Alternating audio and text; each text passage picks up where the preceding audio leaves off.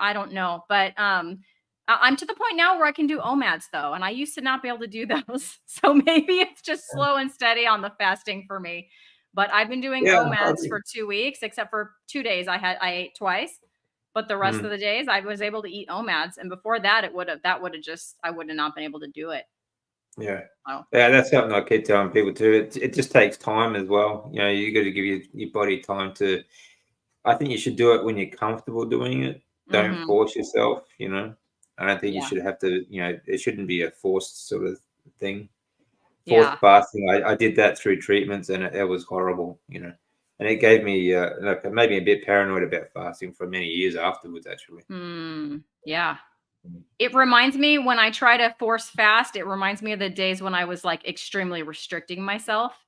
And I Yeah. just didn't like that feeling. I Yeah, I like the didn't like feeling it. of being nourished and, Mm. all of that.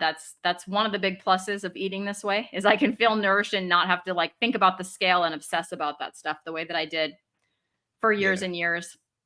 Yeah. Yeah. Yeah, I agree. Yeah. Yeah, like through those fasting periods back then, like I felt like I was starving to death, you know, because it wasn't that I was deliberately fasting, it was because I just couldn't eat, you know. So, Yeah. you know, for 2 weeks at a time where I couldn't eat a meal, it was yeah, just so that made me very paranoid about it for quite a while. But you know, now I can do it quite comfortably. You know, a couple of weeks ago I did a 4-day fast and I felt really good actually. Yeah. So Have yeah, you ever tried any dry fasting? Because when I was at Hack Your yeah, Health, I only had dry fasting like on the periphery of my knowledge, but at Hack Your Health, there was a full presentation about it by Dr. Berg. And yeah. I learned a lot about dry fasting. Yeah, well, it can be very good, it's very useful. I think a lot of people drink too much water um, on average because you know we've all got that. You have to be hydrated sort of Yeah. mentality going through your head, and you know, drink at least 5 glasses of water and all this sort of BS that it still sort of just won't die. But you know, there's a difference between heavy water and light water. Like your body actually produces water as well.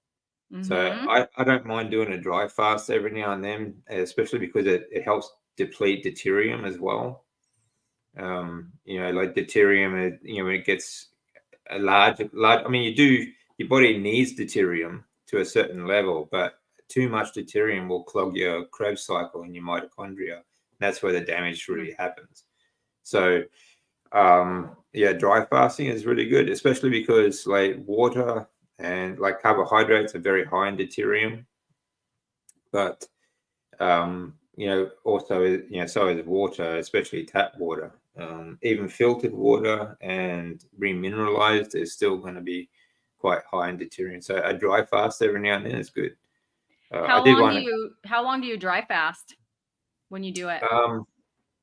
Well, when I say dry fast, I mean like limit your water intake. So what I'll do during a dry fast is like first thing in the morning, I might have like 1 glass of salted water because Okay. a remineralized water, but that'll be it for the rest of the day. I see. Um, so I am very restricted on water. I'm not zero on water, but there's still pretty much a dry fast. So Yeah. I'll do that for maybe 1 or 2 days, depending on my activity. Yeah. Okay. Yeah, one thing I remember is he was talking about basically a 24-hour dry fast. You get to the same point as you would on a 72-hour water fast, but you get there in 24 hours, Yeah. as far as like stem cell production and like all that stuff that happens. Yeah, So I that's thought right. that was interesting. And yes, it has to do with saturated fat is, you know, that's where the hydrogen comes from. So your body has to break down that fat and then it takes that hydrogen, mixes it with the oxygen and makes the water that you were talking That's about. right. I was like, oh, and then you burn the fat so much faster. I was like, that's so interesting. Yeah. So it was the Yeah, first that's time right. I'd heard the science behind it. And I thought that I just was fascinated. I'm glad that I went to that presentation when I was there. Yeah, it's really good. Because there's more ways that you actually use fat, you know, like producing water, for example. And people Mhm. don't understand as well that when you like do a dry fast, you're actually breathing out more water, but you don't have to sweat a lot. But you actually Mm. a lot of the fat that you actually lose, you're actually breathing out. Wow. You know, Yeah. so people don't understand that as well. So I like doing, even though it's like when I'm doing fasting or dry fasting, I still exercise. Won't be as heavy or as strong as like some of my other sessions, but I still do. I still like to do sprints. And I still like to do deep breathing exercises and things like that. So, and even go for a walk, things like that. So that will um, keep everything moving because you need that lymph fluid moving because that's where your fats get moved. But you'll breathe out a lot more fat if you're doing light exercises while you're doing a dry fast. So that's really Okay. good. Yeah. So Yeah, very effective. even on my rest days from like my weights, I still walk. Like today I walked. I didn't do any I sprinted yesterday, but today I walked like 4 miles, but it was just a very easy, just at sunrise, getting the light in my Yeah. eyes, just a easy, not quick. I think it took me an hour and 20 minutes or something to go 4 Yeah, miles that's because it good. was just a real easy pace. Just enjoyed the Mm. sunrise before it got to, the 98 degrees that it is here today. It was still cool.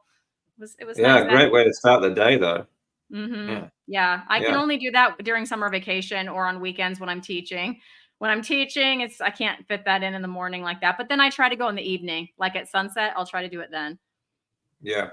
Yeah, that's a good So, way to do it.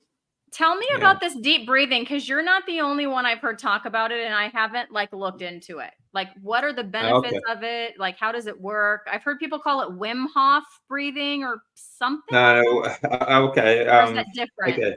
Wim Hof is a man. Okay. Okay, he's the most popular deep breathing method around the world at the moment is Wim Hof's style, Okay. right? But he actually got a lot of it from the Kundalini method of breathing from India and other places. Um, and you can do. When I first started, I started with the Wim Hof method, and it was uh, the basic round, the basic level is 3 rounds of 30 breaths, deep breaths. When you get to the 30th breath, you breathe out and you hold your breath for 30 seconds, then 1 minute, and then 90 seconds. And then at the end of that breath hold, you breathe in and as deep as you can and hold again for 15 seconds. So, Wim Hof is a very good level. I think a very good, and there are many levels you can do um, in this deep breathing. I couldn't do it at first. I had to start with just 5 breaths, and then I worked my way up because Okay. it wasn't long after my transplant, so I really couldn't move. I couldn't breathe very well. It's like because all my muscles were so dry that they couldn't contract or expand. Okay. Mhm. Um, but it doesn't take long, actually. It doesn't take very long for you to get to the level where you can hold your breath for 90 seconds or 2 minutes or longer. Mm. Okay.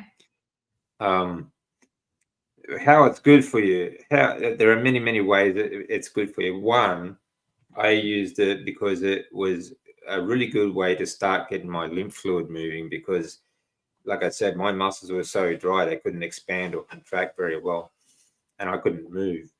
But there's a lot of muscles involved in say breathing through your stomach and your lungs. So there's a lot of muscles. There's 5 muscle groups for your abdominal muscles.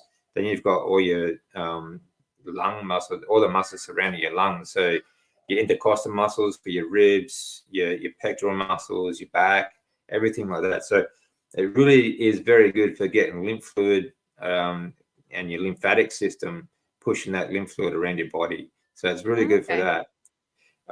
If you're fat adapted, especially, it's going to help get ketones to your brain. It's going to really help with that.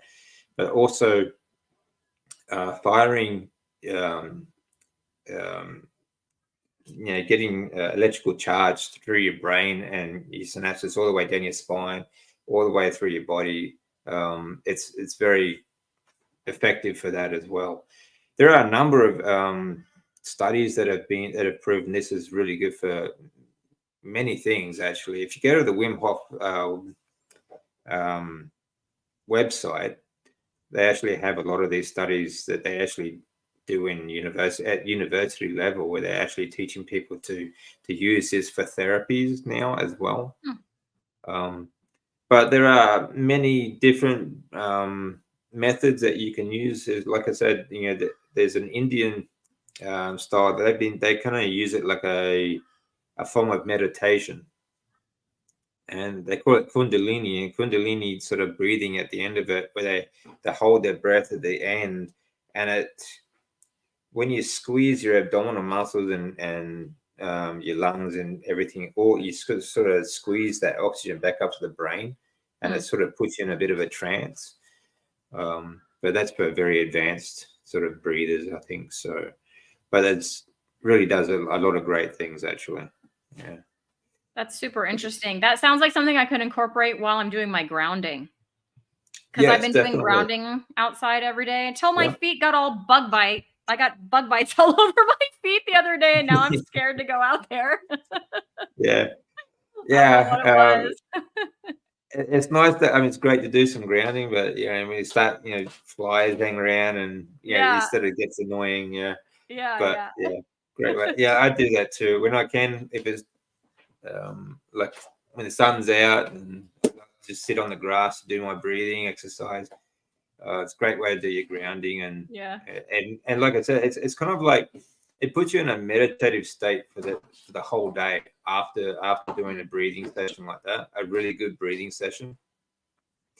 It's also very good to, when you are doing the breath holds, if you do exercise like push-ups, like without breathing, this helps to reset your thyroid.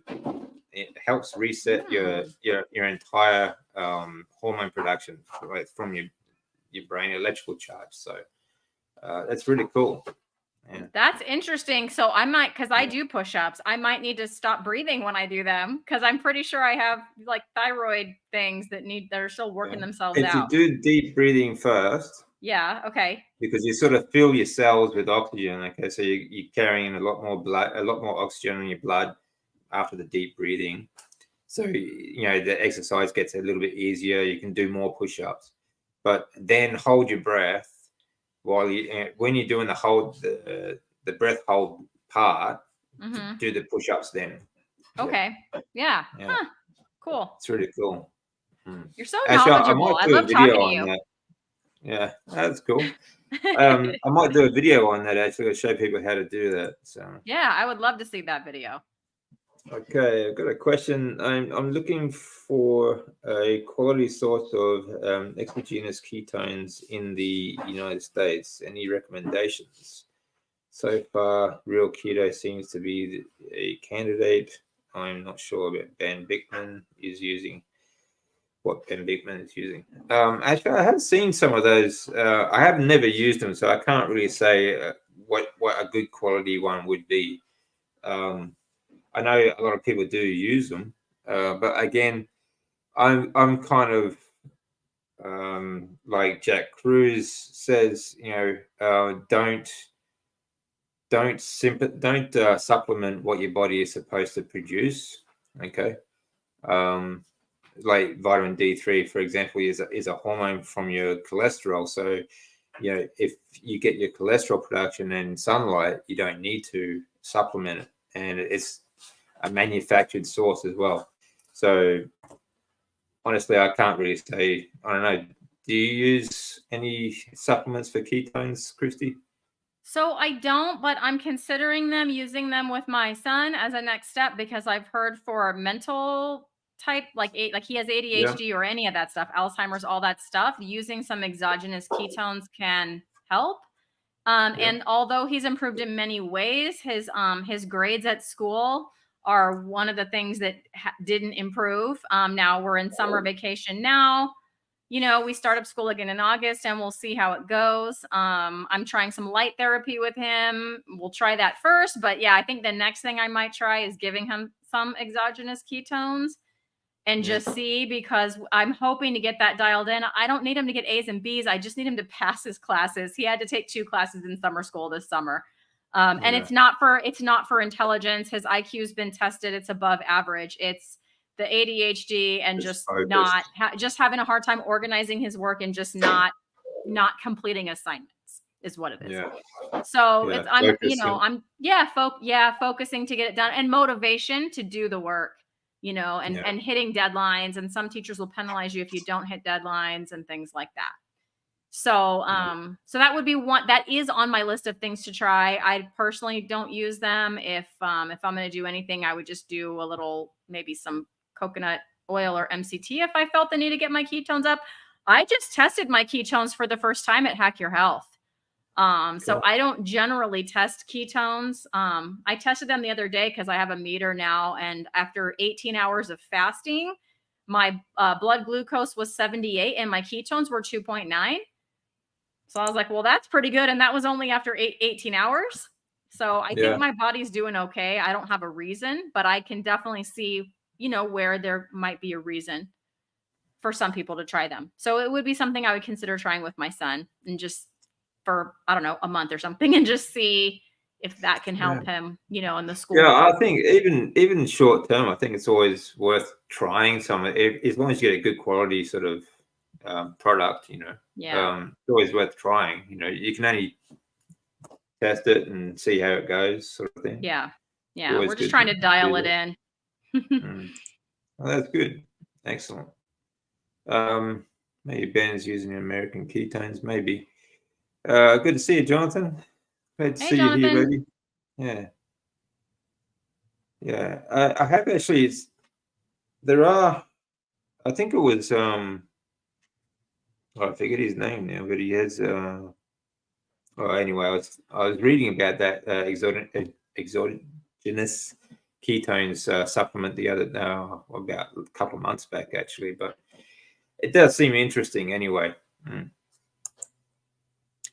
Yeah, my grades went way up when I went carnivore. Yeah, that was something that really interested me about Rick's story, actually.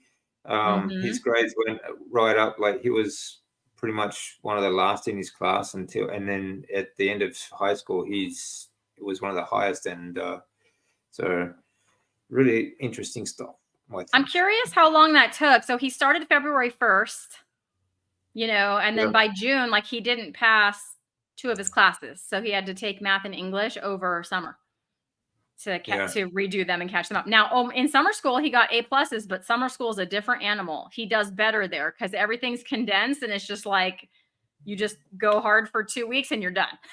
He has a yeah, hard time over the long term of the semester, where it's assignment after assignment after assignment. He'll start off with good grades, and then, like, I don't know, 6 weeks in, they'll start to slip, and then they just go on this kind of downhill slide, to the end of the yeah. semester. So I'm wondering, Rick, if you remember how long that took, being carnivore, for your grades to improve. Yeah, that's a good question, Rick. How long did that take? So, yeah, yeah, very good question. Um, I think, I mean, like I said, like, if you are eating a good natural, as long as you get your hormones in the right production, I think if your hormones are working well, then you should be getting a lot better ketones to the brain and that sort of stuff. But like you said, getting it dialed in and how long it takes, that could take years. You don't know. It Yeah. depends on where you're from, where you're coming from as well. So it Yeah. could Yeah. take years to do that. Well, So he struggled with symptoms basically since he went to preschool, not just of ADHD, but, the emotional dysregulation was a big symptom of it that he had, and also his sensory integration processing disorder. Those yeah, became very clear, just even at 3 years old. So a yeah, long time. He's been having symptoms for, well, he's 15 now, so that'd be at least 12 years. yeah, yeah. For Rick, it was just 1 year. So yeah, Okay. So we'll be interested. I'll be interested to see, when the school year starts, how it goes. We'll see. yeah, I'll keep everybody posted for sure. Yeah, I'm sure people will be interested in that. But again, it might take longer. So obviously, it's going to take. Everyone's different. How they heal, how their body heals, and how strict they are, and all sorts of things. So getting it dialed in. He's lucky that he's got a mum that's dedicated to getting that dialed in as well, and has your knowledge as well. Yeah, thank you. People have suggested taking out dairy, and I don't disagree, but at the same time, he's super thin, and dairy is something that he really enjoys. And I've taken away, like, well, I haven't taken it away. He's decided to put away everything else. And so I Okay. don't want to have to, if I have to tell him, you take away dairy, first of all, I don't know that he'll do it. He does like cheese and he does like whole milk. And so Does it? I mean, do you get raw dairy over there? I would love to buy raw dairy for him, but like raw milk is about $20 a gallon. Hmm. And just not just regular whole milk is like $4 a gallon, just for Yeah, it's comparison. big So difference. we can't afford it. If I could Yeah. afford it, I would do it. I don't know, maybe I'll get a gallon or two and try him on that. He's also, because of his sensory issues, he will notice the taste difference. And there's a high chance that he will say, I'm not doing this. He's very Yeah. sensitive to taste and textures because of his sensory stuff. But Yeah. I'm not afraid to try it or broach the subject, but I would rather try other stuff first. He doesn't, Yeah. it really, I mean, he never had he's very rail thin. People will almost say too thin. And even just to get him to eat enough food, going this way of eating is difficult because, as you know, it sort of like damps down your hunger. Yeah. And so I'm like, have you eaten today? And he's like, no. And it's like, 8 hours into the day. And I'm like, let's eat something, please. Because he just won't eat now Yeah. because he doesn't feel hungry. Yeah. Well, I don't know. Maybe that may not be a bad thing, though. Yeah. Yeah. I Yeah. generally let Just him go with his the hunger way. cues, but yeah, if it's been like all day, and sometimes I look at him, I'm like, man, you're thin, Yeah. Yeah. so Well, a anyway. growing boy though too. Rick would be the Yeah. same. He was very thin. Yeah. Yeah. I bet he was when he was sprouting up. Yeah. That's the other thing. He's not his full height yet at 15, Yeah. so when he has a growth spurt, he tends to look thinner as he's getting taller. Then he'll fill Yeah. in a little bit. Yeah. I mean, he's not starving to death, so yeah, it's just No, no, thin. yes. Yeah. He's really thin to the extent that some people will comment, Yeah. Well, they don't know what's going on either. So, Right. what do you feed him for breakfast, lunch, and dinner? Oh, good question. So his general breakfast most of the time is scrambled eggs with sausage and cooked in butter. So usually I'll cook up like a pound of sausage and then I'll just put the sausage and the fat from the sausage and all, just into a bowl and just kind of leave it there because I'll take a scoop out in some of the fat and then a scoop of butter and then cook up either 2 or 3 eggs and some of that sausage, and that's what he'll eat for breakfast. And that's usually his breakfast every day. And then sometimes, like was it yesterday, I made him some carnivore pancakes, which are just cream cheese, egg, and a scoop of the Equip beef isolate protein powder. So I did that yesterday and he had the leftovers today. That's super rare. That's like just as a fun thing to do sometimes. But I had to ask him. He doesn't even ask for them. Like usually he's just like, can I have some eggs? Like that's like what he asks for now. Yeah. And then he really still likes the carnivore or ketovore pizza pockets, which is just like a slice of mozzarella cheese, some pepperoni, and then he makes these for himself. So he'll take a scoop of that same sausage, stick it in there. Sometimes he'll do like a scoop of tomato sauce and then put the lid on, which is another slice of cheese, and then just bake those. And so because he Okay. used pockets, which are like so bad. Yeah. And so those replace that.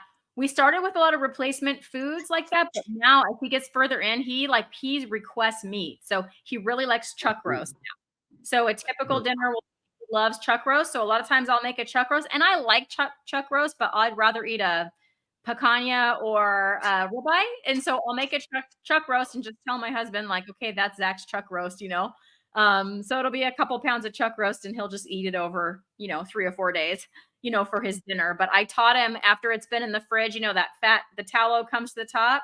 He's like, what's that stuff? I'm like, that's the tallow and you need to crack some of that off, throw it in your bowl and eat it with it. So he does that now. So yes, he loves chuck roast.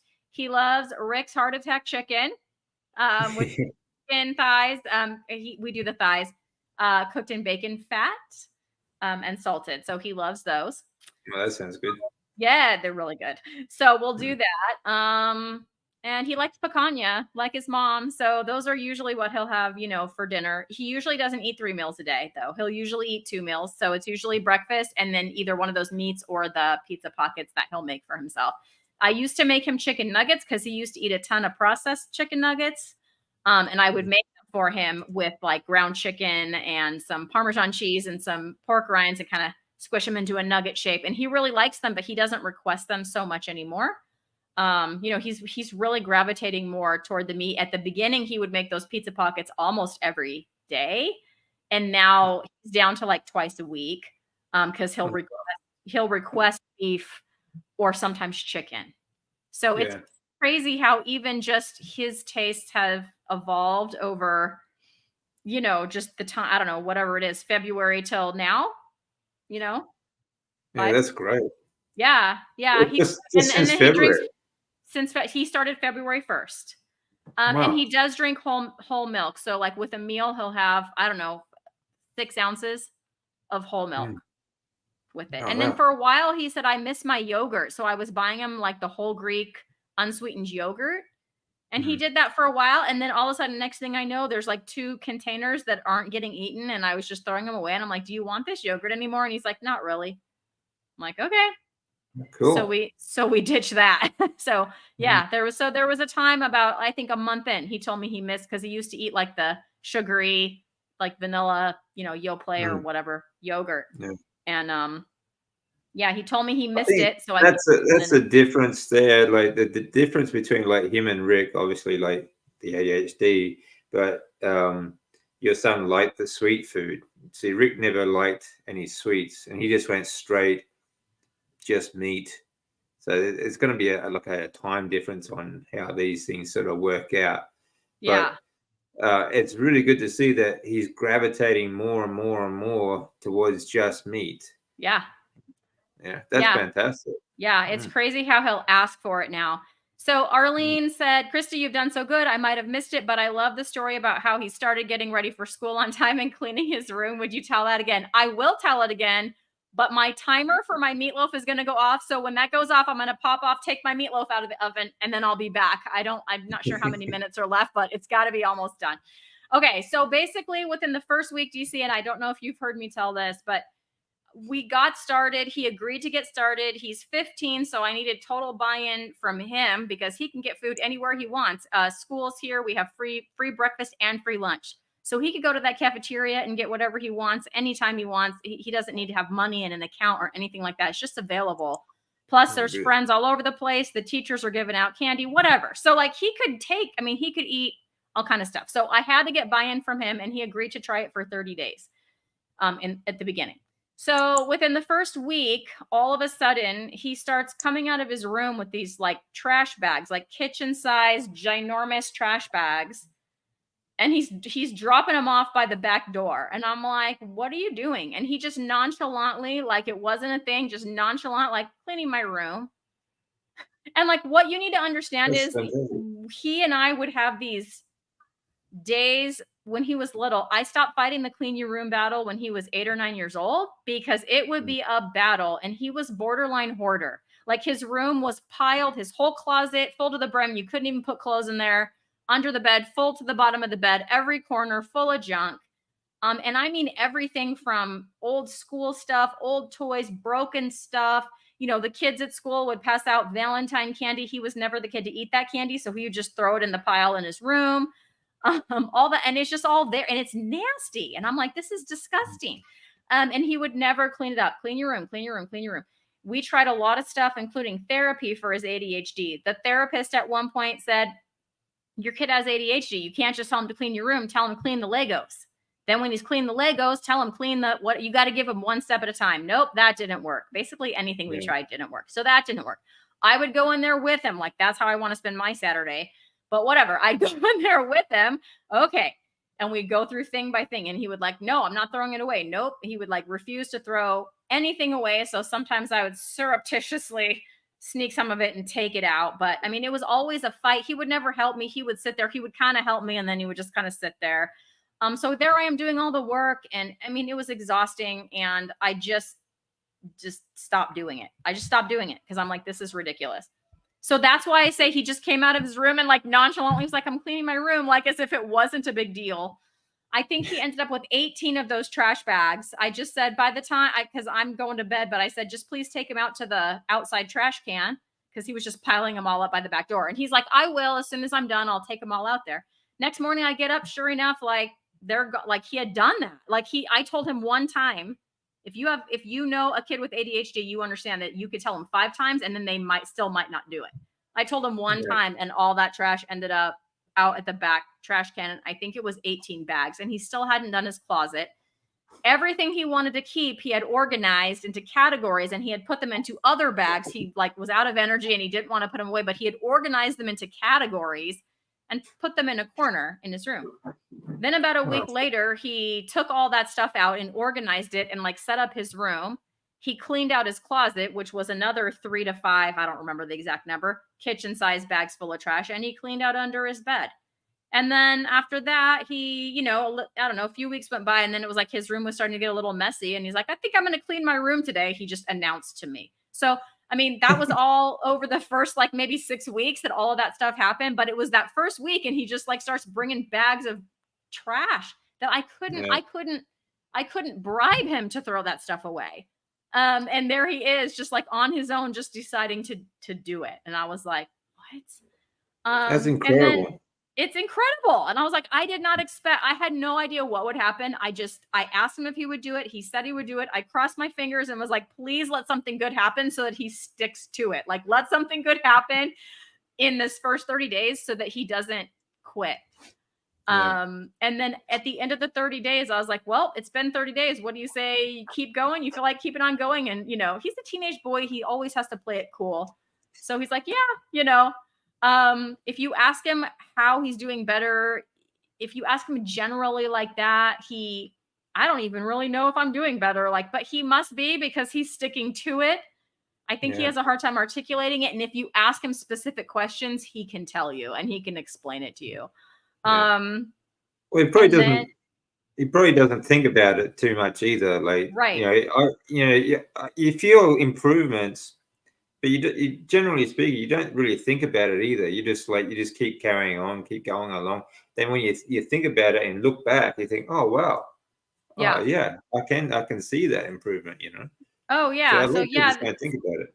Yeah, so he cleaned his room, and then he started being on time for school. So that was another battle. It was the morning World War III battle to end all battles every morning to get this boy out the door. When he was small enough, I mean, I would put him in the car kicking and screaming and fighting, but I could still pick him up. So I would just, look, it's time for school, kid. Put him in the back seat, a bit more difficult when they're 15 years old. But yeah, and then it was like he was too big to lift up, and oh my gosh, and I'm a teacher. And I have to be at school on time. Like, it's kind of important that I'm there before school starts, and I've got to drive him where he's got to go and get to where I've got to go.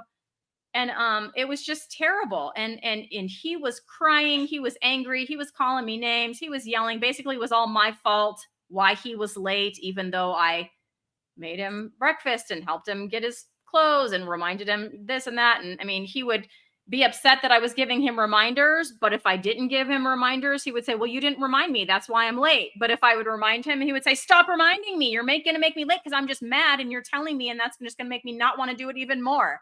So he would put us in this like no-win situation, remind, not remind, like it doesn't matter. He's always right. And it's always my fault, not his responsibility. Right. And so that's how it was every morning. I would get to work, sometimes almost in tears, in every case, frustrated, because if I got frustrated with him or showed to him that I was frustrated or angry, it made it 20 times worse because he would level up. Like, he wouldn't back down like, oh, mom's upset, I need to back down. He would level up. He would get angry. It would be worse. He would pitch a fit. He would completely melt down and lose his mind. And then it was over. Like, we were not getting to school. And so, within the first, I think that it was after the room cleaning thing, but definitely within the first month. Like there's a certain time in the morning, like your butt needs to be in the seat of the car by this time. And he would just come out to the car like it was nothing, like it was not a problem. Like I That's would so just, good. yeah. And so he would just be there. And then one day I'll never forget, he was 3 minutes late because remember, he used to blame me like it was my fault that he was late. He was 3 minutes late. So 3 minutes, big deal, 3 minutes. And he goes, sorry, I'm so late, Mom, when he got in the car. And I was like, who are you? Who are you? So, I mean, it was really super amazing. And then she's asking that I talk about how it can be difficult to deal with. So, okay, my timer is going off. Sit tight. I'm gonna go take my All right. meatloaf out, and then I'll We'll be right wait. back. Okay. No worries. Well, my experience with kids with ADHD, when I was teaching English in Japan, I had a student that was ADHD. Now that can be difficult, but what I found a little bit annoying was that everyone around him kept trying to make special allowances too, like over the top special allowances, like, oh, please don't be too hard, and just give him point. We had this point system, okay, like each kid had a point system, so we like behavior and getting things right and things like that. So I give him a point, a little bonus sort of thing. But they kind of insisted that, okay, he has ADHD, so just whenever you give someone else a point, give him one too. I was like, well, that's not fair to everyone else, but the way I treated it, I just treated him the same as everyone else, and I found that he actually responded better that way. So I was just telling when I was teaching in Japan, I had a student with ADHD, and one of the problems I had was that everyone else around him, like other teachers that I work with, had always we had these kids on point system. So whenever they gave like a good answer or they behaved well and that sort of thing, we gave them points. And they just wanted me, every time I gave a point to another kid, they wanted me to give one to him too, because he has ADHD. So I have to sort of coddle him too much, That's what I found they were doing. They were coddling too much. But I refused to do that. And I only gave him points when he was good. And when he's bad, I took points away. And I found that he responded much better that way. I just treated him the same as I would everyone else. Yeah. I can't imagine though how difficult it must have been for you. And it just shows you, this stuff didn't exist 100 years ago. True. None of this. We didn't have these problems. And it's all come with the processed foods, all the junk food, all the it's not just the sugar, it's the seed oils and everything that's highly processed. And even actually, a study I posted the other day, and we're talking about this with Rick. Actually, we're talking about every single carbohydrate, everything plant-based and highly processed, okay, has a. I'm just going to go back and check this, get this right. Where is it? Yeah, here we go. Acrylamide. Okay, has acrylamide in it. So everything plant-based and is processed has acrylamide in it, and that directly affects your thyroid, okay, and your hormone production. Now, whether it's got seed oils and sugar and stuff in it anyway, it's going to make it a lot worse. But acrylamide also has a detrimental effect on your thyroid and hormones and things like that, and has actually been linked to causing many diseases such as cancer and other things. So, processed foods, and this is how it affects your brain, And actually another study came out of just the sugar effect on your brain. It really interferes with your synapses in your brain. So, okay, so continue your story, Christy. Okay, yeah. So his ADHD was very, or I mean, he still has it, but it is very, in the past has been very difficult to deal with because there's this great graphic that shows that ADHD can be kind of like an iceberg. So like on the top where everybody can see is the inattentiveness, the lack of focus, and like not being able to hold still kind of a Yeah. thing. And of course he has all of that, but then under the surface can be all of these other myriad of symptoms that most people don't know about or understand. And so one of those is the emotional dysregulation. So like the smallest thing could just totally set him off.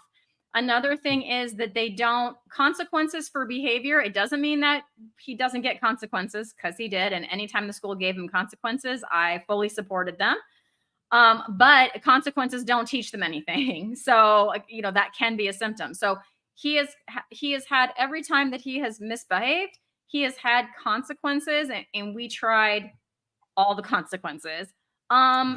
And in the moment, he can, get over his meltdown, apologize, and then do the same thing 27 more times that month. Like the consequence doesn't stick or sink in, and it almost didn't matter what the consequence was. You could take away his Well, favorite thing. that's the You thing. I could, mean, you give him consequences, which is good. It shows that you are teaching him something, but it still doesn't cure the problem. right. Yes, it's not the root, doesn't get to that root cause. But you don't know how many people express to me that it's because of my parenting. He's behaving Mm. this way because of my parenting. And I have Yeah. bad parenting. And if I just had better parenting, like maybe they're apparently amazing parenting, then my son wouldn't be like that.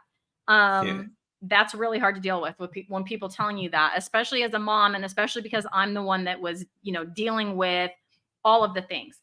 So, in addition to the parenting that we did at home, we started off with occupational therapy, which at that time he was 3 years old. He was not diagnosed with ADHD, but he was diagnosed with sensory integration processing, which can also have some emotional dysregulation tied to it, but for all five senses. So, every sense in his body was just like overstimulated.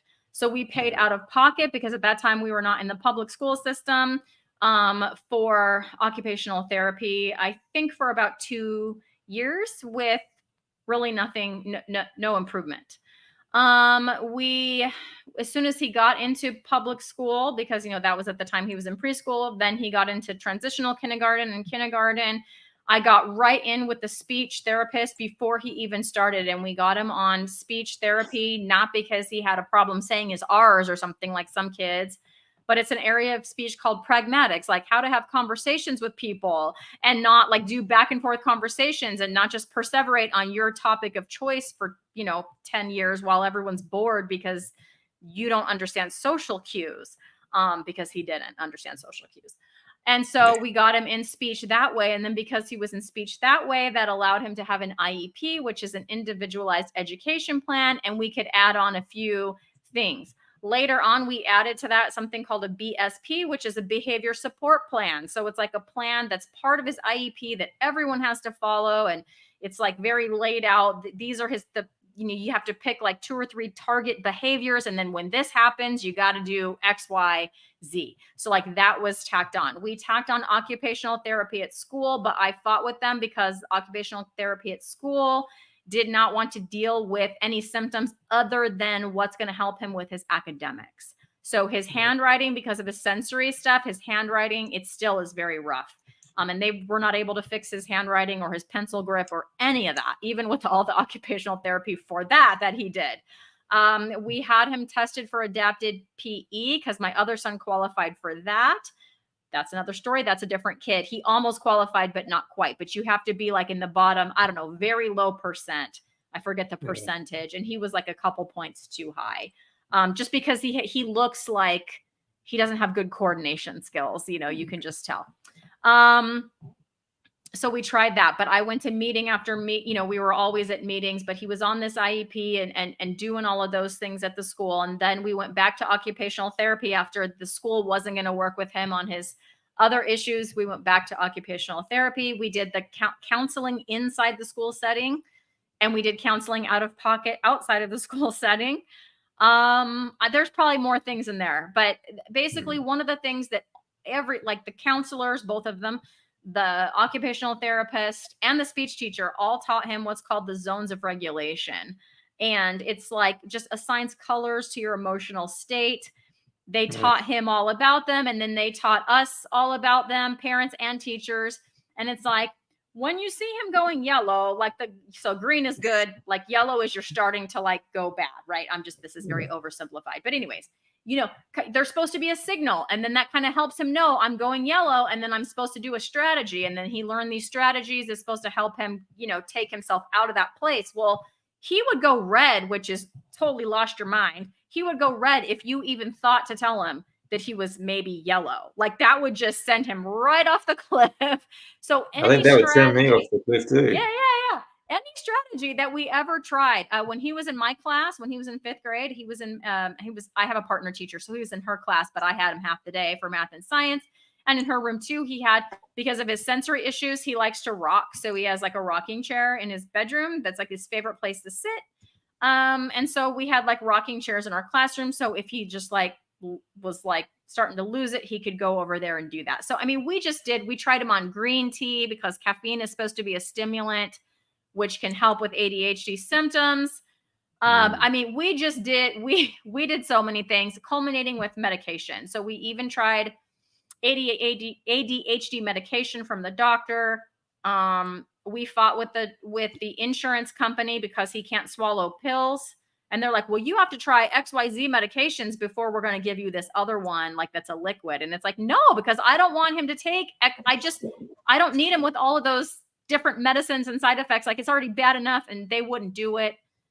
We finally found one that you could it was a powder and you could break it open. And then we finally did that. He said he hated being on it because it made his body stop moving, like all the extra motions that he does, but his brain still felt like he needed to do it. So he felt trapped. So I said, done. Okay, we're done. So we never did medicine again after that. But that was like a 3-year journey. He didn't take it for 3 years, but fighting with the insurance company, the doctor, trying to find one that he could even take. He took it for maybe 3 months and didn't help. So we tried, we ran the gamut. That's like and then he's having these meltdowns 2 and 3 times a week, just completely losing his mind. Consequences at school. It wasn't good. It really wasn't good. And then we changed the diet, and like I said, all of a sudden he doesn't melt down anymore. You can talk to him about stuff, like you need to get this thing done or that thing done. And he might do it and he might not do it. But if he doesn't do it, he doesn't melt down about it, freak out about it, like he used to do. So it's the only thing that's for my family and my son that's ever showed any kind of difference in the symptoms. Incredible. Both my sons have it, but he's much more severe, I would say. Yeah. Mm-hmm. Yeah. So obviously it's got to be the food. I mean, have you tried other things too? Like you do Fish grounding oil and sprints, and does he do any sports or? So we tried him in karate, and I mean, one time when he was there, it was horrible. I wasn't there. My husband was there, but my husband had to pick him up and carry him out of there. And then getting him to come home and put on his gi or whatever that thing is called, the outfit, his gi and his belt. That was a big fight. Like, we're already fighting to get him to school. Now we got to fight to get him to karate. Like, we tried it for, I think, a year.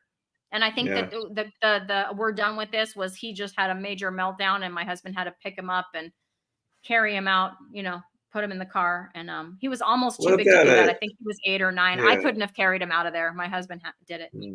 But yeah, we quit with that. So he is in band. He plays drum, which helps. Oh, cool.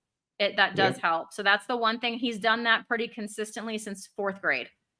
And he's going into 10th grade when school starts next month. Yeah. So drums are great. Drums, you have a really good hand-eye coordination exercise. Like, you got 4 limbs going. It's really good exercise as well. Good for coordination. I'm just thinking, deep breathing might be very helpful for him as well. Interesting. Okay. If you get into that, because it's like I said, it puts you in a meditative state. It really does help you think clearer throughout the rest of the day. So you might find that very helpful, actually. Do you have Do you if have he a likes it. video that I could like send to him and just say, "Hey, try this in the morning"? Not one that has good instruction. I'm going to make one, actually, a good instruction video. Okay, like for beginners. That'd be Yeah, awesome. for absolute beginners. I do have um, a demonstration in my Facebook challenge page. You can check it out there. I'll send you the link if you want. Okay, it's just he doesn't have Facebook and I don't want him to have Facebook, Yeah, that's fair but enough. he has the internet and he can watch YouTube and stuff like that. But Okay. Um, yeah, so not absolute beginner sort of instruction one, but you can check out Wim Hof has a good channel on YouTube as well. You can check that out. But if you want any sort of more instruction to that, I'm willing to. I'll send you something anyway. that would be To show you great. how to, yeah, That would be great because it doesn't because he's 15. yeah, I know he absolutely hates yoga. He hates it, but he yeah, did it with me once. But he's like, "Why do we have to be doing this?" He was a lot younger. yeah, I'm like, "Come on, this is," and he did it, but he was like, "Oh," just because I asked him to, but he hated it. yeah. But I Fair think enough. now I don't think he wants to. He's not going to want me to be like breathe like this. It'd be better if I sent him the video and was just like, do this in the morning. Maybe he'll Yeah, do it. He's doing the light therapy thing. I bought him a light, and yeah. shining That's it good. on him and in the Yeah, mornings. yeah, that's Um, good too. I mean, I think a natural source is always best. Like if you can get him up and outside first thing in the yes. morning and do Yes, some I grounding. know, but that's a whole I didn't yes, I agree. I wish I could get him to go outside in the morning. In the summertime, he's not up that early. Maybe I can get him to get up and go for a walk with me sometimes. Maybe he would do that That'd be and not good. fight me too much on it. I might try, but to get him to get up You is know, the thing. sunlight's also very good for building muscle. Okay, so maybe Interesting. so I mean because it helps with hormone production. So testosterone and everything else like that. So if you convince him that getting sunlight will help build muscle, maybe that'll help him. I homeschooled him in my younger son because he had problems in the first grade and he was not doing his work. Mhm. It was quite a bit, especially since my major was business and computers. Oh, that's interesting, Arlene. Yeah. Must have been very difficult. Yeah. Someone else suggested homeschooling and I'm a teacher. I cannot imagine leaving my kids here. I know they wouldn't get work done when I wasn't here. I mean, my older son's graduated high school now, but and then so coming home from work and then homeschooling him, I just don't know if I have the capacity to do that. Plus he's in high school now taking stuff that I don't necessarily remember how to Yeah. do. Algebra 2. He'll be going into algebra 2 next year. I mean, I could do it, but I'd have to go back and do some major refreshers. And at the school, he has access to band. He's also in the agriculture program, which he's not going to be like Oh, a that's good. farmer or anything, but that's how he's doing his science. So his high school has a program where you can do your science through the FFA. So you take your science class, but then you go outside and work with the plants and animals, which I think is Oh, super that's good. cool. Yeah, So that's there's really things like cool. that, at the school that I think he can get there that would be tricky to do at home. And then he's going to be graduated in 3 years. He's going to have to learn to work with a boss, to do what people tell him, to do what he might not want to do. Like he's going to have to learn those skills. Yeah. Work I with think people. that's probably another reason why you see millennials now they have meltdowns because they had to work 40-hour week or their boss it was on their back because they're never on time sort of thing. Yep. Um, Yep. I see it in teaching. The younger teachers teach with a totally different style, and I'm just going to leave it at that. yeah, But they teach with a different style yeah, than we Gen Xers, and I think it's just Gen X that's we're getting yeah. It just gets a worse, lot of us doesn't it? have retired, or some of us are a few years away from retirement, and I'm like, oh my goodness, yeah. Mm, yeah, yeah. It's shocking, really. Going in the wrong direction. Yeah, I mean that must be really tough. Yeah, I know it must be very difficult for parents that when they see problems in their kids like this, that you always think it's your fault, you know. But I mean, everything, all the problems that we've had with our health over the years, the last 100 years, all that, these last couple of generations, we all felt the same. It must be our fault. We must be doing something wrong. It's the whole, calorie counting thing too. Mm-hmm. It's like, yeah, this is the whole thing. The whole reason why calories came about. They blame you because they don't want you to know that, okay, the fact is you're not getting the nutrients, or your kids are not getting the nutrients that you need, and you're eating too many calories. That's why they're obese, or that's why they're sick. So it's Mm-hmm. your fault. Mm-hmm. Yep. It's really, there's a lot of just absolute garbage that goes on. Really, honestly, some of it's just pure evil. So.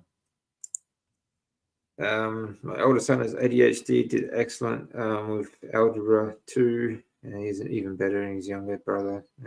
Wow, that's good. I Excellent. liked algebra 2 better than geometry. He just finished geometry barely with doing summer school.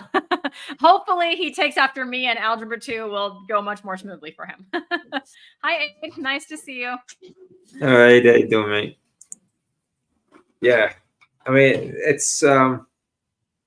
it really is fantastic to know this stuff now, and it feels good. Especially, must be feeling great for you to get your kid on the right track and see the improvements. Mm-hmm. But at the same time, it's very frustrating and aggravating, really, that we didn't know this stuff before. That it was, that we had to go through all these different trials, I guess. But to realize that the food that we are eating is just this absolutely disgraceful level. Yeah. I mean, I think I said on the live you were on recently that, I did the stuff they told me to do. Like when I was pregnant, I quit caffeine. And while I was breastfeeding, I quit caffeine. I breastfed for a whole year, and that was not easy because I had 9 weeks of maternity leave and I had to go back to work. But they did not ever drink a drop of formula. But then what did I wean them on? Rice cereal, because that's what I was told that what I was supposed to wean them on.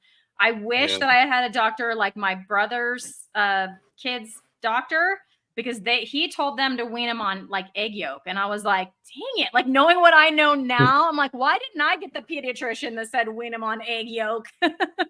Yeah. I mean, I did what I thought was the right thing to be doing. But it was just went downhill from there until they were eating all the goldfish and all that stuff. That's the thing. We all think we're doing the right thing. Yeah. It's got a garbage truck coming past, so it's going to be pretty loud. We follow all the so-called experts. They tell us that this is healthy food, and this it comes in a box and it's got all your dietary needs. It's got all your vitamins and minerals for your daily intake and all this other BS. And I mean, looking back now, you think, how the hell did I ever fall for this garbage? Yeah. But at the time, you think, oh, that must be okay. This is government approved. It's all dietary approved and all this sort of stuff. It's got all these vitamins and minerals in it. Can't be that bad. Yeah. But, you don't think about these are all manufactured so-called vitamins and minerals and all the rest of it. Yeah. Have you or your son watched the Magic Pill documentary? You may find it very interesting in how people reverse ADHD in severe patients through ketogenic diet. I'm assuming you may have. Have you seen that, Christy? Yeah, I have seen it, but he hasn't. I'm not sure that he would be interested, but I could ask him if he would be interested. Maybe that would have been a good thing before I started him on it, but he's on it now. You know who I need to show that to is my older son, the one that hasn't changed his diet yet. And when my husband said he's like going to start working on lowering his carbs and getting out the processed food, and he's going to try to get to under 100 grams a day over the next like week. And I think that's a great start coming from a person who's probably eating 400 or 500 carbs a day, standard American diet style. I think that's amazing that he's going to do that, and he's committing to do that for at least 3 months and, see how it goes. But anyway, so when he said that, I told my older son, I'm like, well, now you're the odd one out. You're the only one not eating this way. And yeah, he told me I'm not interested. He's 18. So He's Yeah. 18. But yeah, that might be the magic pill might be a good thing for him to watch. I might see if I can get him to watch that. Yeah. Yeah. I mean, I I'm going to say, yeah, it's not too late, I guess, 18, but it's going to be very difficult to convince, Hmm. yeah, to try and get him Yeah, he onto, told me he can't give up his hamburgers. That's what he said. I said, but you can eat the beef patty. That's not a hamburger. That's what he told me. yeah, fair enough. Okay. So Well, I mean, even homemade bread is going to be better than the stuff you get from like McDonald's and the rest of the stuff. So, yeah, I might need to yeah, start doing something like that. He'll just go out and get his own because he drives, he has a car, he has money. So yeah, he can stop at any yeah, restaurant he wants and that's get what he wants. difficult. Mm, He's 18. He still lives here, but he's an adult, yeah, technically. you know. yeah, yeah. That'd be very difficult to try and convince an 18-year-old of anything. Any 18-year-old, Right. it's difficult to convince of Right. anything. So And yeah, they he, know he's everything. yeah, and he's had ADHD his whole life. He can't be inside his brother's head and see how that's any better. He could really probably care less about any of the things that I've seen. He's sleeping when we leave for school. Like he doesn't see it. He Yeah, can't like I was hoping if my younger son changed that the older one would see that, but it's like what was I thinking? He doesn't see any of that. He is, he's no, not living it. He's not the parent, he kind of does his own life. And yeah, he just hasn't seen anything. And then he's feeling fine. He's not overweight. He's not experiencing other than his ADHD, which he's had his whole life, so he doesn't know any different. He's not experiencing any metabolic type, you know, yeah. To weight him, it's gain normal. or yeah, to him Mm, it's normal. And like to any of those other things where people start going, oh dang, like, my gut's getting bigger and all this stuff, he's not experiencing any of that yet. yeah, So you know, yeah, we'll see. We'll see. All I can do is be a good example. We'll see. But yeah, the magic pill yeah. might be a That's good it. one for him. Yeah. But like you said, all you can do is be a good example, and hopefully he'll see it eventually. Mhm. Mhm. But trying to convince any 18-year-old of anything is Right. like talking to a brick wall, Yep. you know. Yep, I So know. He's got a few years before he starts appreciating his parents again, and for mm, me, that's how it was. yeah, I think I was in my mid to late 20s before I was like, "Okay, maybe they were kinda right about some things." yeah. Well, I haven't really reached that age actually, but but yeah, I can see. Yeah, about mid-20s. I could see other people's point of views, just not so much my parents. Anyway, yeah, dates on yes. Let me see. I just checked out the Magic Pill. Thank you very much. Oh, yeah, yeah. Go check it out. I mean, there's actually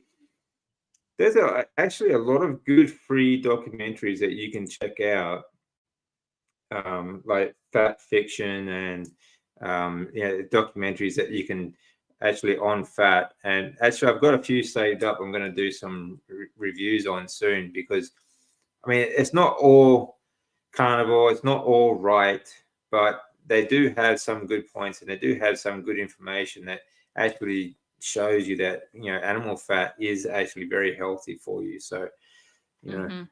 it's Mhm. still worth watching. You still get some good information from. So I So just bought Nina Teicholz's book, Big Fat Surprise, for my in-laws. I bought it for them as an Audible book so they could listen to it. And I haven't even read it yet, but I've requested it from the library. I am going to read it. I was hoping because they're very stuck on fat. The whole thing about fat, saturated fat, animal fats are bad, animal products are bad, low fat mm, is good. Like they're very, cholesterol causes heart disease. And my father-in-law has had one very serious heart attack. So yeah, they're very concerned about that. Um, and so I bought them that book as a I don't know, hopefully that they will see all the research that she put into that going way back to Ansel Keys and all of that and the history of like the Seventh-day Adventist movement with Kellogg and all of that. I think yeah, all that stuff's in there, but I'm like, everybody recommends this book. I've seen her talk. I think this will be good for them and I'm gonna read it. I haven't even read it, but like I said, I've got it requested. They had to send it from a different library. As soon as it yeah, comes in, I'm gonna read it myself and then that way we can discuss it. But yeah, they're seeing me, they're seeing my son, I think they're moving that way, but it's like they're really just stuck. Every time you think that they have a little glimmer of like, oh, maybe it's not so bad, a few hours go by and then they go back to like, it's very ingrained, even more than it was in me, because they're the generation, above me. They're in their 70s, right? So it's very ingrained into them. All of that stuff I just said. So I'm hoping with that's right. I mean, reading that book, that can help them to see how we got those guidelines and recommendations. Yeah, that's right. And a lot of this is something people don't understand either. It's not just corruption. Like, it's the fact that these like Seventh-day Adventists and like the Kellogg's and everything, they actually started the Dietetics Association. Like, that's why it's not that these people are corrupt and bought out. It's that that's their education, because it was started on a religious ideology that wasn't very religious anyway. She stole a lot of these so-called visions of hers from other religions, and convinced everyone else that she was some sort of psychic or some crazy. It's just a cult, if you ask me. But anyway, I digress. Another good book actually is the Fiber Menace. I just ordered that myself. I'm looking forward to reading that. So it's called the Fiber Menace. Okay. I'm going to maybe do that next. I'm actually just getting into all these books that I've been hearing about for the year that I've been kind of in this community. So I just finished, because of my son's big change, I was like, okay, I got to read the mental health books. So I first did Georgia E, Change Your Diet, Change Your Mind. And I'm finishing Chris Palmer's Brain Energy. Like, I'm almost done with that one. And I'm like, okay, that makes so much sense. Really good. Really good. And so, so then I've got Big Fat Surprise coming to the library, and just so I can help out my in-laws with that one if they have questions, or just so I can know what they're talking about, because they'll be reading that. And then the Fiber Menace. I know I interviewed Dr. Zoe Harcombe, and hearing all about why why you don't need fiber. I mean, it's just fantastic, because that was another thing. I know my mother-in-law said to me, well, but you need fiber though. And I was like, but no, you don't. Yeah, that's right. That's like one of the first responses when you tell someone that all you eat is meat. It's like, what do you do for fiber? It was. What do you do for well, fiber? You don't need it. But No, you do. It's like your colon health and all this stuff, Yeah, they just got no idea. It's just sugar. It's just hard carbohydrate. Hard sugars that you can't digest, that rot in your colon. And they don't understand that. If anything, the biggest cause of colon cancer would be fiber. So-called fiber in your food. So but you can't. I mean, like you said, they've been indoctrinated that they've had this their entire life. So it's very difficult for them to get past that, Yep, 100%. I'm doing my best. I'm doing my best.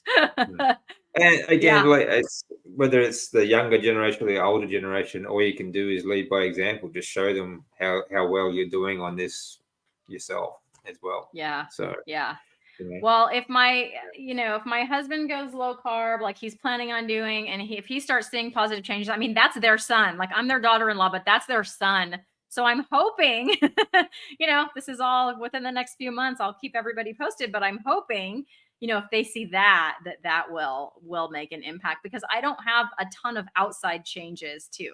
Like, I didn't have a bunch of weight loss. I didn't, all of that. So it's just basically what I say. And why would they listen to me? Like, it's hard to convince parents, because they're the parents. Well, that's right. Parents, just like a parent, I think parents have the same sort of thing going on. Like, 18-year-old kid knows everything, and so does the parent, because they diapered you, by golly. That's right. They raised you. They know more than you do. So that's kind of the mentality. We all sort of fall for that every now and then. But unfortunately, again, just show them. And like you said, if you don't have a dramatic weight loss or something like that to show them, it's very difficult. I suppose I don't have a lot of physical changes like that you would see on the outside myself, but you know, I'm kind of lucky in the way that I can say, well, you know, I'm in remission. You know, that's Yeah. one good. You know, and I've been in remission long term, like almost 10 years. It'll be 10 years this October. I'll be 10 years remission. So, you know, that's to me, that's proof. There are going to be some. I mean, there's always someone that says, "Oh, yeah, but that's because of all the chemotherapy." Like, you know, 3 years of solid chemotherapy, like heavy dose stuff, it destroys you, you know. And if they'd seen me before, like afterwards, yeah, it's quite a dramatic difference actually. So, Yeah. um, yeah, I do have And that most going for me. people, the people that go into remission, you often see them relapse, and it's a lot sooner than Oh, 10 years, oh, you yeah. know? Well, So, my second time was, you know, I was still going through treatments, you know. right. I remember you So telling me that when I interviewed mm, you. It's been a long time now, but I remember you telling me that. Yeah, you were in the middle of treatments, and then you're like, "Oh, stage 4 again. Okay." yeah, yeah, that's right. Mhm. 2 years to almost to the day, you know, and I was still going through this extra treatment that was supposed to give me a longer remission period, and you know, halfway through that, and I was stage 4 again. So the problem is that even at like a not like mine is a recurring type that you can't get rid of. It's a lifelong sort of thing. But even other cancers, after being treated with chemotherapy, do have a relapse, because they don't kill the cancer stem cells. What they do is they pretty much just cut them off at ground level, like cutting a tree off at ground level. The roots are Mm. still there, you know. Okay. Yeah. So it has, that's why they keep monitoring for you. Like usually, like even like a curable one, they'll monitor you for like 2 or 3 years afterwards, because those roots are still there and it could come back. So that's why they do like test for at least 2 to 3 years after you've had treatment, Hmm. um, even on normal cancer. So, you know, with mine it's a little different, but you know, it's still very possible for other cancers as well. So it's something you really need to think about. Um, if it's still permitted to eat red meat, oh, that's a good question. Is it still permitted to eat red meat in California? It is. It is still permitted to eat red meat in California. And I will say that I got an email from my local rancher that the kill date for my cow, because we ordered half a cow, was June 30th. And that meat is currently at the butcher because it hangs for about 3 weeks. So I'm anticipating hearing from my butcher anytime. And once I get I'm not taking the full half cow because I can't fit that much meat at one time. I'm sharing it with my mom and brother, and I've been saying this for months, but it's finally done, and we're just waiting to hear from the butcher to like tell them our preferences, and I should have that meat within a couple of weeks. So I'll do a video about that, how much it ended up costing me, and what I ended up, getting from that. But it's very exciting, and my mom just bought a big stand-up freezer, like it has like 18 cubic feet of capacity in there. So next time we can get a whole cow and we'll share that Oh, that's between the three of cool. us. So I'm Mm. very excited about that. Very excited. So Oh, that's yes, we very can good. still eat red meat despite the fact that there's all kind of fake meat all over the shelves and it's Actually, I just posted something about that actually Oh, on really? I'll have to Twitter go and watch it. Pinterest. Is just a meme actually, and a link to a study showing that the these plant-based or these fake meats that they're making actually cause what they call turbo cancer now. You know, like the last few years Mm. after everyone got the needle, they all Mhm. got turbo cancer. Yeah, Mhm. same Mhm. thing because, but of course, you know, Mr. Gates says that you know the cancer cells in this fake meat doesn't harm humans apparently, but be real. Yeah. Anyway. Wow. Yeah, so you know, there's a lot of evidence this stuff is just it's actually been banned now in Italy. This I heard that, like which yeah, is how cool is fantastic. that? Yeah, that's Meantime, over fantastic. here, they're talking about feeding our soldiers lab grown meat. Yeah, I'm yeah, very yeah. concerned about that. Well, you know, Anyway. you got to weaken the army first, you know. So Yeah. Yeah, it's the same old trick. But yeah, crazy. There's no way. I'll eat a politician before I eat a fake meat. So that's for sure. Carrie, I'm jealous. She said she got some ribeye for $6.99 a pound. I haven't found it on Wow. sale cheaper than $7.99 this summer. Wow. That's really Good for cheap. you, Carrie. Yeah, it's really cheap. Yeah. Good job. I hope you It's like stocked up. $13, $14 a kilo. I think last time I saw actually I got a cheap ribeye about a week before my 51st birthday, so I bought one because that was my birthday cake for 51. Nice. And that was at Costco. It was $70 a kilo, but it was $15 a pack off. So it was that was on sale because they actually have like a big tomahawk, the ribeyes. They're here for about $100 a kilo. Okay. So, wow. Yeah, really expensive. That's very expensive. Yeah, so it's about $50 a pound, and that's about 2.2 pounds per kilo. So, man, yeah, yeah, I wouldn't be eating ribeyes if it was that expensive over here. Normally, it's about $14.99 a pound here, but I don't buy it at that. I wait till it goes on if it's $8.99 a pound or cheaper, and then I stock up. But last time it went on sale because I knew I'm getting this half cow, right? So I can't fill my freezer, so I didn't buy as much as I wanted to. Yeah. So yeah.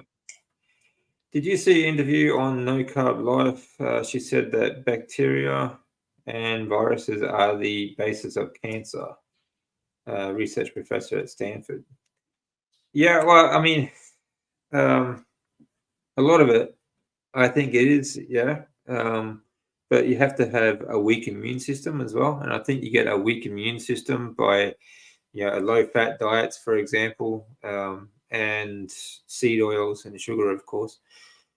Just destroys your lymphatic system, and yeah, so there's a lot involved. It's not any one thing. I think it's a whole range of things sort of combined. So I often talk about like different things that cause cancer, but it's never just one thing, you know. yeah, And like I think a low-fat diet coupled with, also leads to cognitive decline, such as dementia and other things. But low-fat diet, on top of taking in a lot of seed oils and sugars and sweeteners as well as not just sugar, that's where all the damage really happens. You get a lot of deuterium in your mitochondria, okay, in your Krebs cycle, for one, but you're also poisoning your lymphatic system. Instead of getting animal fats and all your nutrients that you need, like the long chain, short chain fatty acids, peptides, and proteins and things like that, into your lymphatic system, okay, for hormone production and everything like that, it's being poisoned with these, omega-6s and, all this other crap that's in this seed oils and sugar and stuff. So, which destroys your immune system, your hormones, and it lets these, viruses and, bacteria into your body that just takes over from there. So a lot of things, Well, I would love to stay in chat, but I have people out here asking me if they can eat that meatloaf, which means I have to cut it up and taste it for the video because I am making a video about this meatloaf. If you just came on, stay tuned. I'm going to be posting a video. Actually, but they're like, if you don't get get going this done, anyway, we're going to eat something else. I'm like, okay, I'll get off the live and finish up the meatloaf. Yeah, So, good timing actually, Christy, because it's been over an hour and a half. So I hope everyone enjoyed that one. Thank you, Christy, for jumping on. Actually, it was a good conversation. I'm really very interested in how your son is developing actually on the carnivore diet. It's very interesting to see the changes. So, well, I'll keep everybody posted. So yeah, I'm glad we could chat. Yeah, thanks for jumping on again, everyone. Thanks for joining us, and we'll talk again soon. All right. Bye, everybody. Have a great day.